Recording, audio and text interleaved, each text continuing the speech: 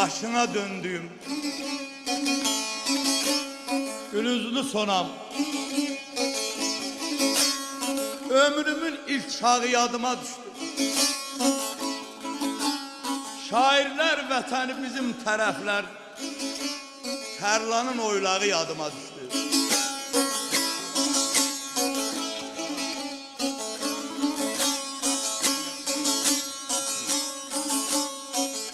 Sen bizim ellerin ruhuna bir bak. Bizden incimemiş bir aziz konak. Nişanlı kızların görüşten kabak telini saymağı yadıma düştü.